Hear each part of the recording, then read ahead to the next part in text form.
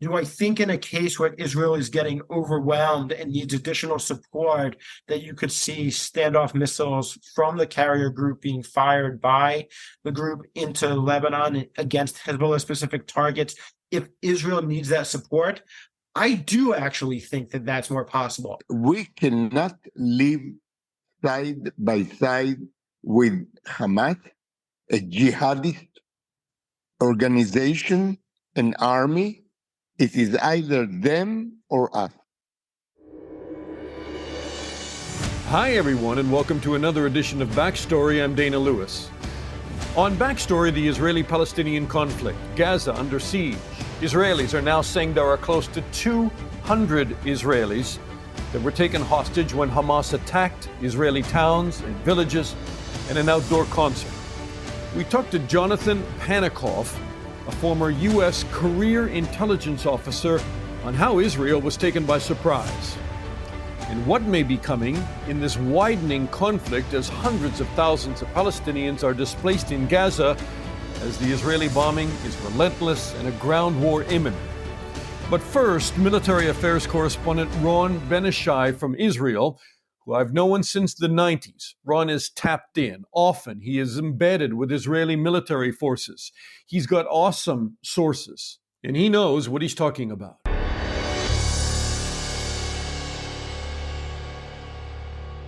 Ron Ben-Yishai is a military affairs correspondent in Israel, and he joins me now. Hello, Ron. Good to see you. Good to see you, Dana.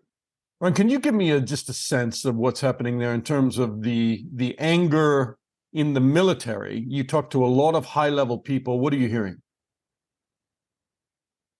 There is an anger in the military, as there is an anger in all over Israel, among all the people of Israel, because there are very few that are not angry.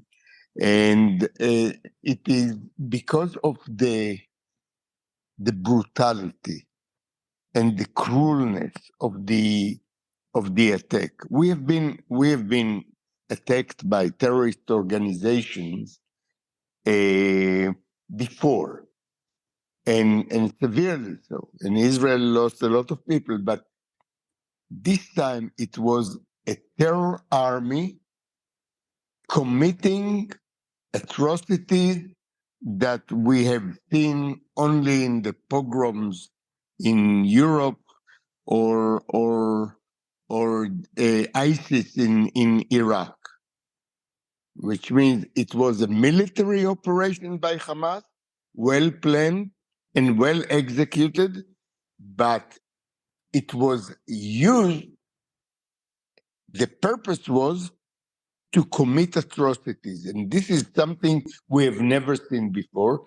And this made every Israeli, whether opposition or coalition, left or right, come to the conclusion that we cannot live side by side with Hamas, a jihadist organization, an army.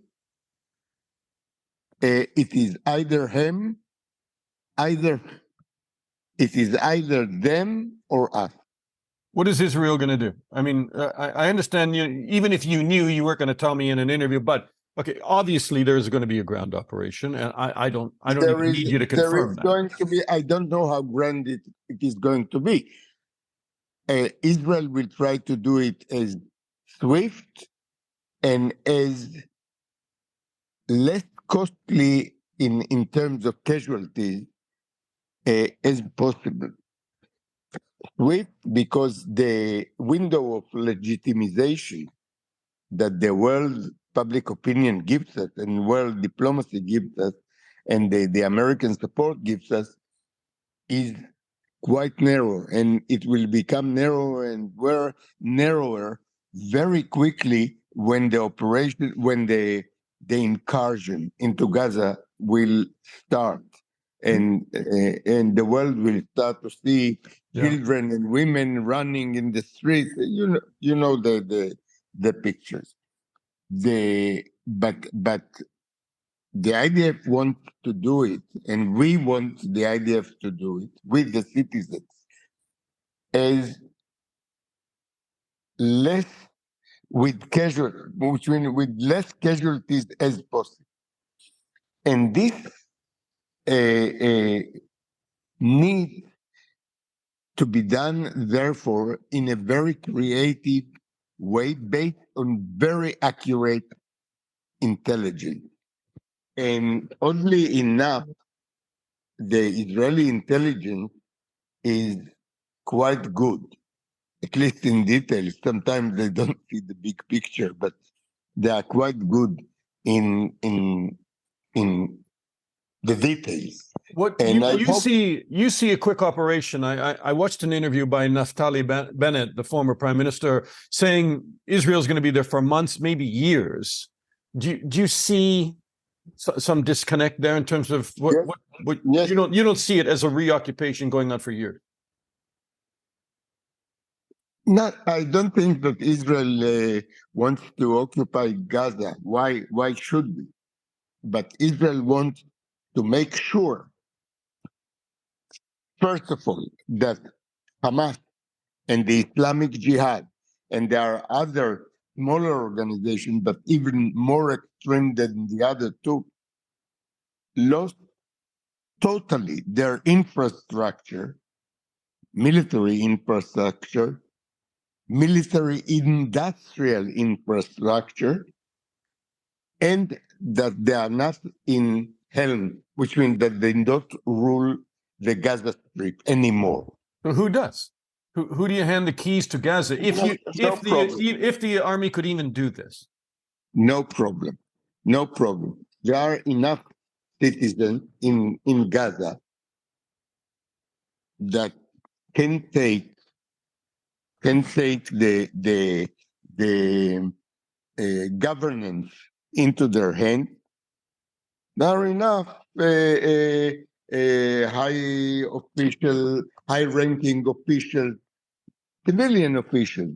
They got their salaries from Abu Mazen, from the Palestinian Authority that dwells in Ramallah, but they can do it. They can do it. They ran the country. They ran Gaza before. So could you see that the Israeli leadership? Anyway, Dana, let me stop you. The problem is not. I'm not really worried who will run Gaza after this. What I'm worried is that Hamas and the Islamic Jihad and the other terror organization will be eliminated. And when I say eliminated, preferably killed. And after that, Allahu Akbar, as you know. What do you see as the hazards ahead? I mean, Gaza is. I've been to Gaza. The hazard is going into Gaza is a big hazard. Gaza became a sort of terror base, a terror greenhouse, and going into there means a lot of trouble. But we have to do it. There are tunnels. There are little. It's like a Fallujah multiplied by. Absolutely. No. Fallujah was not a. For instance, they didn't build in Fallujah. The better comparison is Mosul, not Fallujah. I've been to Fallujah and I've been to Mosul. The real place to compare to is Mosul, because also in Mosul they built an underground town to enable them to fight and move for their troops, their warriors from one point to another, and fight an incoming force. So Gaza is Mosul. I know you have limited time. I know you have limited time. Two quick questions. One would be the intelligence failure by Israel. Some people have said this was Israel's Pearl Harbor. Do you suspect that at the end of this, in fact, they will find out in the inquiry that comes months and years from now, that in fact there were signs that there was an operation, and there probably were No, some there were signs. signs. We know already that there were signs. The problem, like in many other cases, is the interpretation of the sign. When you are living with the concept that Hamas is a moderate Islamic religious organization or party, and all what it cared for is the well-being of the people of Gaza. When you are living in this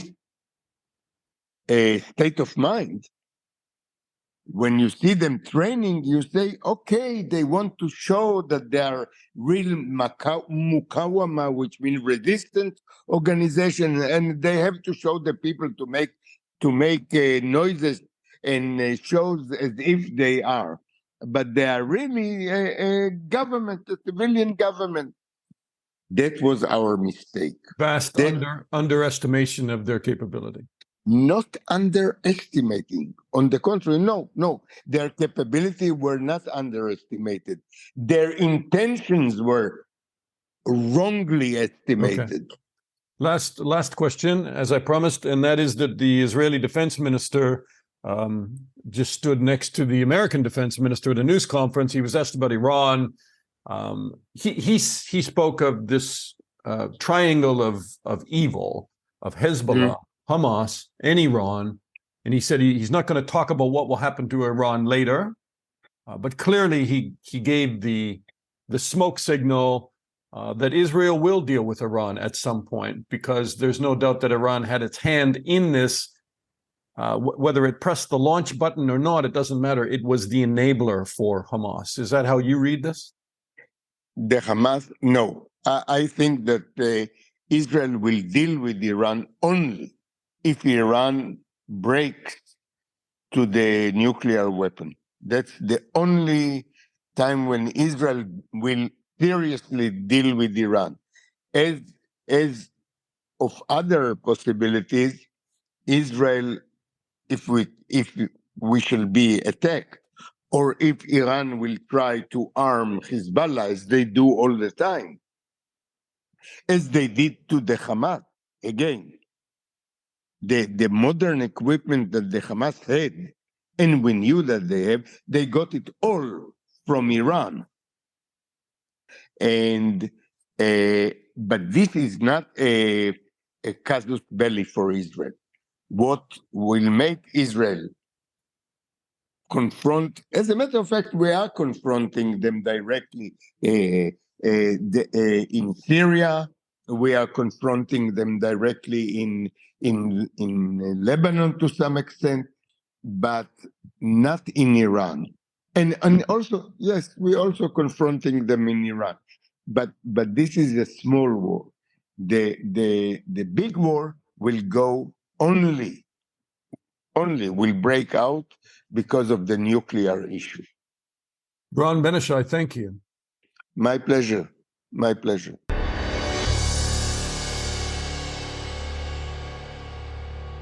All right, Jonathan Panikoff is the director of the Scowcroft Middle East Security Initiative at the Atlantic Council's Middle East program. He is a former career U.S. intelligence officer, and he served as the Deputy National Intelligence Officer at the NIC from 2015 to 2020. Jonathan, I'm out of breath saying all that, but welcome, first of all, and I know you have a lot of expertise in the region. Thanks for talking to us. Thanks for having me. I'm thrilled to be here. As an intelligence person, let's talk about intelligence first. How do you think Israel just didn't see this coming?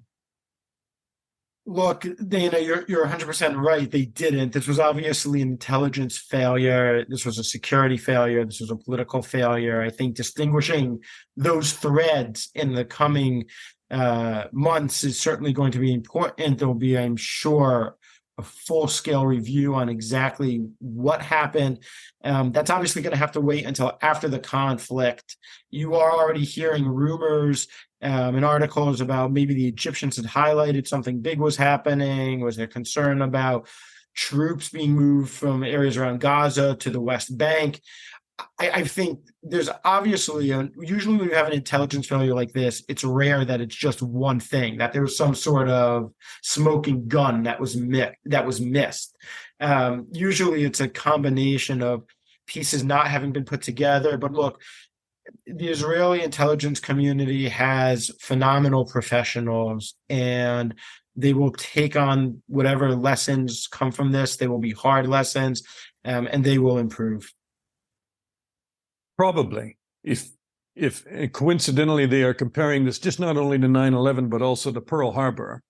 Yeah, there may be a lot of parallels with Pearl Harbor because there were warnings and there was intelligence, and I don't doubt that Israel probably had intelligence. It was the way it was analyzed, or it was the way it was not acted on, and that's probably where we're going to go at the end of it. But look, let's move on, because you have written with great concern, and I share your analysis, that there is a very good chance of this spreading, and it is not just going to be limited to Gaza. If it does spread, and it could spread very quickly. Can you just speak to that? Yeah, absolutely. I think there's kind of a couple of different rings of spread that we're concerned about. So there's the most immediate ring around Israel, the potential that Hezbollah decides to enter the conflict from the north, the potential that Palestinian militants in the West Bank decide to get involved as well. If Palestinian militants in the West Bank enter the conflict, it'll be not dissimilar to those in Gaza. What Hamas has done, given their capabilities, are similar. If Hezbollah enters the war, it completely changes the dynamic of the conflict. Hezbollah has precision-guided missiles. Hezbollah will almost certainly seek to take out Ben Gurion Airport, many of the seaports, the Israeli gas fields. That will completely change the nature of the conflict in a way that the Israelis really haven't fought before. And I think it's also one of the reasons that you've seen the United States move the USS Gerald R. Ford carrier group into the Mediterranean. And that is not about Iran, for example. That is about a threat gesture and trying to deter Hezbollah from striking Israel and becoming involved in the conflict. And look, there's reasons on both sides to believe that they may not actually want to.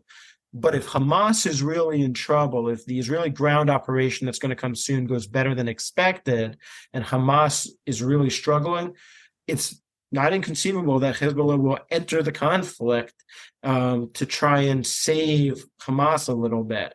It's also not inconceivable that they have their own calculations, that if Israel is really bogged down, they will say it is too good of an opportunity to pass up, that we don't know when we're going to get it again. If Hezbollah enters, then you have the potential of greater spread to a third ring, a ring that's further afield, that not only potentially implicates Israel, but U.S. allies in the Gulf. What will the Houthis, of whom the Iranians have much less control than any other proxy, what will the Houthis decide to do? This is a group that has battled and wants full control of Yemen. It's been battling for a number of years now. Will it decide this is an opportune time to strike Saudi Arabia, to strike the Emirates? Will we see contagion, frankly, from a conflict that started from a fairly localized Hamas attack? Let's talk about the North and the Hezbollah, because you've talked a lot about it, and thank you for leading us in that direction, because that's obviously the biggest concern of Israel's right now. As we are speaking, in the last hour, there have been artillery exchanges from the Israelis, outgoing, and rocket attacks coming into Israel. Very limited amounts so far. But across the north, there have been a number of them. Are they fired by Hezbollah right now? We don't know. Are they fired by Palestinian factions within Lebanon? And there are many of those. Defense Secretary Lloyd Austin was asked if the U.S. would intervene if the Hezbollah attacked Israel from the north. He wouldn't commit. How do you read that? And do you really see this aircraft carrier group? It's a group of ships, just not one carrier. do you see America intervening with the Hezbollah or Lebanon? I mean, I find that a real stretch. I'm not so sure I hold that level of skepticism in this case. I think the president's been quite clear, actually, about U.S. willingness to defend Israel. Do I think that it would be a preemptive move, or that the moment Hezbollah attacks Israel, if that happened, the U.S. responds? Absolutely not. Do I think in a case where Israel is getting overwhelmed and needs additional support that you could see standoff missiles from the carrier group being fired by the group into Lebanon against Hezbollah-specific targets if Israel needs that support? I do actually think that that's more possible, in part because I fear that we are thinking too narrowly about what a war with Hezbollah will be like. In 2006, Hezbollah's capacity was not actually that much greater than what Hamas's is today. They couldn't barely hit Tel Aviv. They could certainly not hit any of the major infrastructure that Israel has, disrupt energy flows. Today, that's completely different. Hezbollah has the capability to hit almost anywhere in Israel. The precision-guided missiles will not only hit the ports and the airport and the Leviathan gas field, but it will almost certainly hit strategic targets in Tel Aviv. It could easily hit the Kiryat, the IDF headquarters, the Defense Ministry headquarters. And so I think in that case, we were talking about Israel that is really struggling in a way that they've never struggled before because of the amount of incoming. You could see the U.S. come in. Is that a guarantee that they won't? No, but I don't think that it's as remote a possibility as it would have been, say, even a decade ago. That's really interesting. The ground war looks like it's going to kick off in Gaza. Israel's trying to move some of the civilian population by dropping leaflets. Some of them will go. Hamas has told them to stay. What do you think are the obvious hazards of a ground war that former Prime Minister Naftali Bennett today said could go months or years? I mean, that's a reoccupation. Others have said, and I talked to an Israeli military analyst who I know quite well and is very well connected. He says, no, it's got to be quick. Israel feels the pressure, the external pressure is building. They've got the moral high ground right now. They don't want this to go on for a long time. They want to get in there and do it quickly. But the goals remain to disarm Hamas, to make sure that they're not a military threat to Israel anymore, and to remove Hamas from its leadership of Gaza. Those are lofty goals.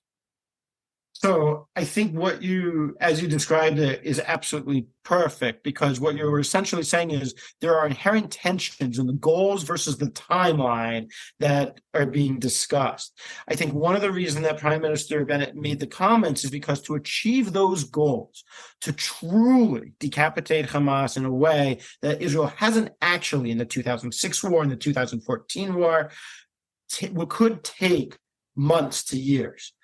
The flip side is the international community may have more patience this time because of how heinous the Hamas attacks were and how destructive and how high the death toll was.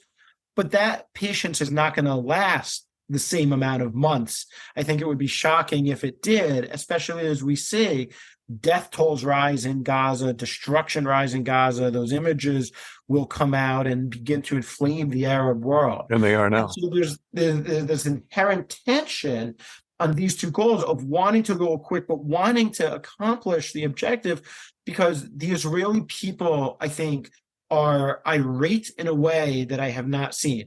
And they're irate with Hamas. They're also irate with their own government. Everybody is putting it aside right now. But there's been multiple times of saying, we're going to take care of Hamas, we're going to take care of Hamas. There was a strategy that the Israelis colloquially referred to as mowing the grass, that they would kind of decimate Hamas's infrastructure and capabilities, knowing that it would grow back. I think Israelis, even on the left, are not comfortable that that is a reasonable strategy anymore. They want Hamas taken care of. But as you alluded to, that's going to take months. And I think the problem is not just the international pressure, but the hostages. And the hostage situation is something that even today is still not getting enough attention, because 150 or so hostages completely changes the complexity of the mission that the Israelis have to achieve tactically on the battleground. It is harder to move around. You have the intelligence to know where the hostages are. Hamas has a tendency to co-locate hostages with its leadership to try to use that as leverage to have Israel not strike them, to co-locate them in tunnels, to prevent Israel from striking in collapsing tunnels. Those are all challenges that are playing in that indicate a longer timeline, but one that Israel may not actually have. And you can imagine the spectacle, and I think everybody in the back of their minds has this, imagine if Hamas starts executing those hostages and putting out the video. Look, I've covered this conflict for a long time as a reporter. You've covered it from an intelligence point of view. Hamas wanted this. Hamas understood they may not have understood how far they could get, and how many they would kill and how many hostages they would take, but they knew that they would anger Israel and that there would likely be a ground invasion. Why did they want it? So there's a good article that appeared in The Atlantic, I think just today, by taking the battle directly into Israel, claiming to be defending Muslim holy places in Jerusalem. Hamas seeks to belittle Fatah and demonstrate the primacy of, in its policy of unrestrained armed struggle over the PLO's careful diplomacy. And moreover, Hamas and its Iranian patrons want to block the diplomatic normalization agreement that the United States has been brokering between Israel and Saudi Arabia. So they may achieve undermining Fatah, which is the more secular, the more reasonable PLO faction that eventually Israel needs to talk to somebody and maybe hand the keys of Gaza to if they remove Hamas. And in larger geopolitical terms, Iran may have switched all this on because they want to torpedo that deal with Saudi Arabia and normalizations of Israel relations with Israel. I think that's absolutely right, and everything you're saying is part of this. I would also encourage your readers. There is a article in Foreign Affairs as well by Matt Levite, who I should note is a friend and colleague at a different think tank, The War Hamas Has Always Wanted, which addresses some of these issues as well. I think anybody that subscribes to the idea that Hamas had a singular reason for doing this, I think is going to be disappointed. I think there's multiple things that are true here at once. I think undermining Fatah is absolutely true. I think concern about normalization is absolutely true. I am more skeptical than some of my colleagues that this is about Saudi normalization specifically. I think it's about normalization as a whole. And the reason I'm skeptical is the planning for this attack had to take place at least a year before. It was so complex and so intense. And more likely, there was a Hamas official who came out and said, no, planning's been in the work for 2 years. That's long before Saudi-Israeli normalization was on the table. But it's part of a broader normalization discussion. The UAE, Bahrain, Morocco had all normalized. And so I do think it is about impeding the normalization that's happening there. I also think one thing that isn't getting enough attention is part of it was probably about, for Hamas, has been struggling domestically two different ways. It's been struggling with a large segment of the Palestinian population in Gaza who hates Hamas and wants nothing to do with them, and was getting frustrated by the lack of services, the lack of supplies, the lack of what Hamas was delivering as a government. And then on the other side, you had extremists within the Hamas camp who were frustrated watching Palestinian Islamic Jihad and some of the other smaller militant groups in the Gaza Strip undertake attacks, even if they weren't particularly effective, and Hamas sitting idly by, and Hamas saying, it's finally time, we've been planning for this, we need to go, so that people don't actually go to more extremist groups. I think all of these things are part of the factors that drove Hamas to attack. I don't think it's just one thing. I think it's the domestic side. I think it's the normalization. I think it's Fatah. I think all of these things are true. I also think, however, it's going to be really interesting in the days to come. Did Hamas actually expect to be as successful as they were? There's a term called catastrophic success that we use sometimes, meaning that Hamas had 3-4 different ways to go into Gaza: air, land, sea. They had multiple entry points. It's not unreasonable to think that Hamas expected to be stopped at many of these places, that it didn't actually expect to get through in all the ways and all the entry points it did. And by doing so, the death toll and the hostage toll is actually much higher than expected. And that obviously can be used for great leverage for Hamas, but it does create more challenges potentially as well, because the Israelis are going to be much more intense about their reaction in the ground operation to start. Can you, I don't want you to agree with me again, because then my ego's going to get too big, but I'm joking. Can I ask you one other thing that has perplexed me for several decades, covering the Middle East and being in Gaza and being in the West Bank? Why, and Netanyahu is at the top of this pyramid, to constantly weaken the more moderate, secular Palestinian Authority, which is someone that originally, when Yasser Arafat came and was based in Gaza, Fatah was ruling the show. And why has Netanyahu not taken the opportunity to strengthen the PLO and Fatah, rather than sitting there watching Hamas get slowly more brutal, more bloody, and more of a threat to the state of Israel?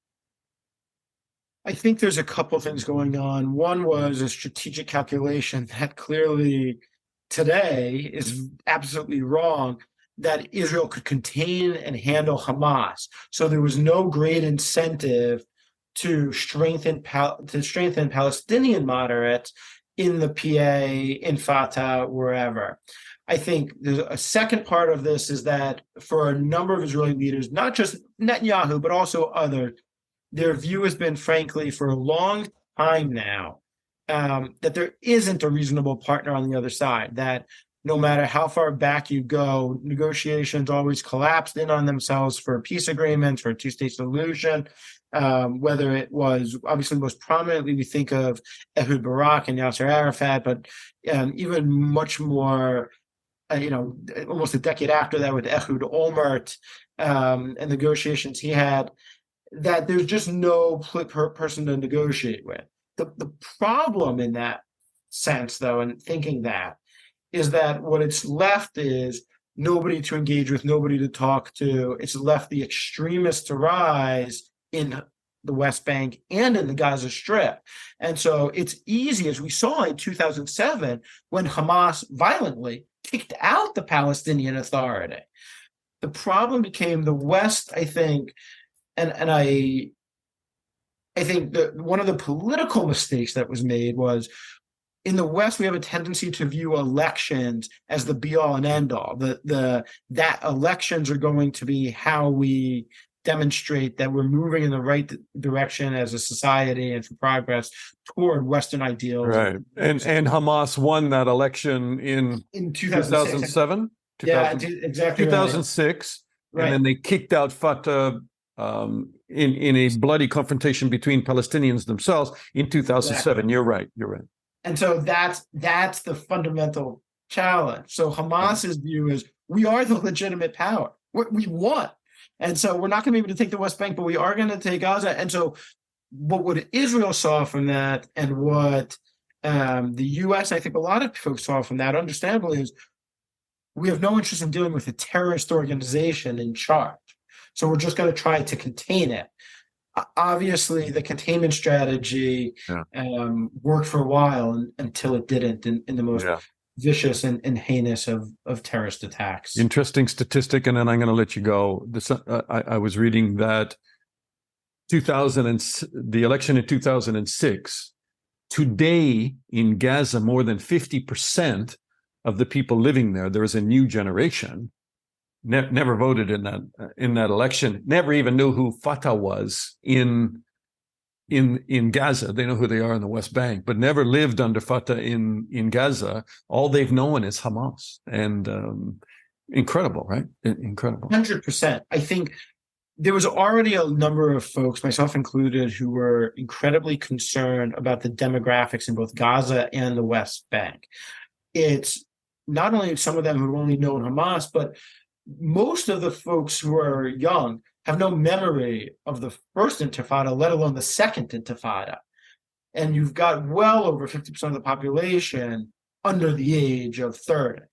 That creates a terrible dynamic. If you have no historical memory, then it makes it very, very easy to engage in the same sorts of actions again, to call for violence, to seek violence, to say that is the only way forward, especially if you haven't seen any progress, not only from Israel, but frankly, from the Palestinian Authority themselves and from Hamas, both of which are viewed as corrupt, inefficient, and unwilling to provide the very basic provision of services that the Palestinian people are looking for. Yeah, what an interesting thing to say. The fact that a lot of people don't remember that there were these moments of violence in the intifadas, that the peace process led to a lull in that and redeployment of Israeli forces out of these big centers in the West Bank, Jericho, Ramallah, Hebron, or partially anyway, and the Gaza Strip, and that there was real hope at one point. Now you just have now you have a new generation that just doesn't see any of that, but the calls for violence. Jonathan Panikoff is the director of the Scowcroft Middle East Security Initiative at the Atlantic Council's Middle East program. Jonathan, a real privilege to talk to you and meet you. Thank you so much. Thank you for having me. And that's our backstory this week. Don't give in to haters. There are many on both sides of the Israeli-Palestinian conflict.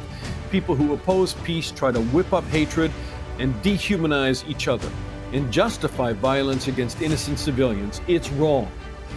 I believe there are good people, I know them, in this conflict, who have hoped for a future where both peoples can live in peace. Let's hope the majority get their voices heard over the extremists who try to torpedo chances for peace. The extremists have the wheel right now, but hopefully Hamas will be removed and a new beginning in Gaza is on the horizon. I'm Dana Lewis. Thanks for listening, and I'll talk to you again soon.